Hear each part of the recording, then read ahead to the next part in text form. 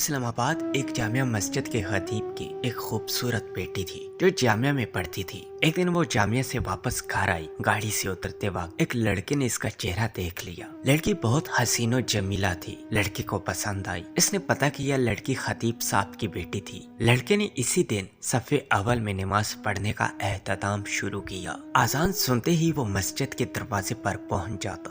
نماز تلاوت قرآن میں مشغول رہتا تھا۔ 6-7 مہینے تک وہ اسی معاملات کا پابند رہا۔ اس کے بعد اس نے والد سے شادی کی خواہش کا اظہار کیا۔ والد نے کہا ٹھیک ہے دیکھ لیں گے مناسب رشتہ۔ اس نے کہا کہ لڑکی میں نے دیکھ لی ہے۔ والد کے پوچھنے پر اس نے خطیب صاحب کی بیٹی کے بارے میں بتایا۔ اس نے کہا یہ تو بہت اچھی بات ہے، امام صاحب سے ملتے ہیں۔ کچھ محلے کے دوستوں کے ساتھ امام صاحب کی خدمت میں حاضر ہوئے۔ امام نے لڑکے کے بارے میں پوچھا۔ انہوں نے اسی لڑکے کی طرف اشارہ کیا۔ خطیب نے لڑکے کی دینداری کو دیکھا اور رشتے کے لیے لڑکی سے مشورہ کرنے لگے اور رضامندی ظاہر کرنے پر قبول کر لیا۔ چنانچہ رشتہ طے ہوا۔ 6-7 ماہ بعد شادی ہوئی۔ شادی کے کچھ عرصہ بعد لڑکے نے نماز پڑھنے میں سستی شروع کی۔ 1-2 ماہ بعد لڑکے نے داڑھی کٹوا دی۔ گھر آنے پر لڑکی نے سخت ناراضگی کا اظہار کیا۔ اس نے کہا کہ یہ نمازی تو میں تمہیں حاصل کرنے کے لیے پڑھ رہا تھا، اب مقصد حاصل ہو چکا ہے، اب کیا ضرورت۔ لڑکی یہ سن کر بہت افسردہ خاطر ہوئی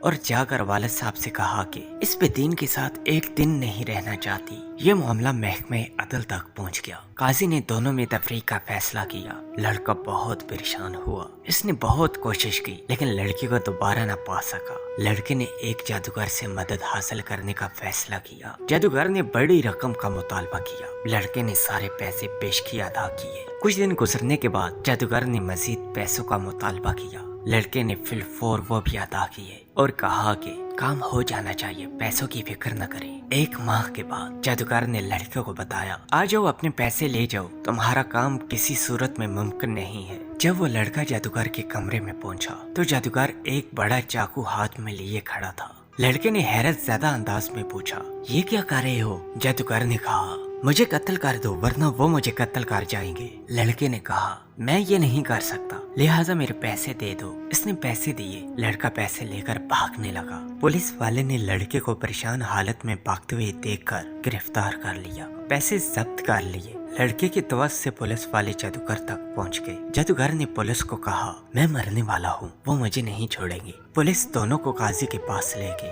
قاضی کو جادوگر نے پوری کہانی سنائی کہ ہم شیاطین کے ذریعے جادو کا عمل کرتے ہیں اور کامیاب ہو جاتے ہیں، لیکن اس لڑکی پر جب میں نے یہ عمل کیا اور شیطانوں سے مدد حاصل کرنے کی کوشش کی تو اس کے گھر کی حفاظت پر فرشتے مامور تھے۔ پھر میں نے دوسرا عمل کیا، تب بھی فرشتے مامور تھے لیکن پہلے سے تعداد میں زیادہ۔ اس کے بعد میں نے رئیس الشیاطین سے مدد لینے کی کوشش کی۔ اس بار جب وہ گھر کے پاس گئے تو وہاں فرشتے اور زیادہ کھڑے تھے۔ اس دن کے بعد سے اب مجھے وہ شیاطین گروہ مارنے پر تلے ہیں۔ قاضی حیران ہوا۔ اس نے خطیب صاحب کو بلایا۔ جب امام صاحب تشریف لائے تو انہوں نے پوچھا کیا عمل کرتے ہو کہ فرشتے آپ کے گھر کی حفاظت پر مامور ہیں؟ اس نے پوچھا کیوں کیا ہوا؟ کیونکہ اس کو پتہ بھی نہیں تھا کہ یہاں کیا چل رہا ہے۔ جب انہوں نے امام صاحب کو پوری کہانی سنائی تو خطیب صاحب نے کہا کہ ہمارے گھر میں صبح روزانہ سورۃ بقرہ کی تلاوت ہوتی ہے، اس پر جنات اور شیاطین کا اثر نہیں ہوتا۔ نیک خاندان کی حفاظت کے لیے اللہ پاک ایسے انتظام فرماتا ہے،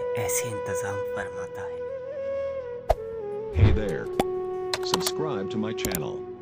And also press this bell icon.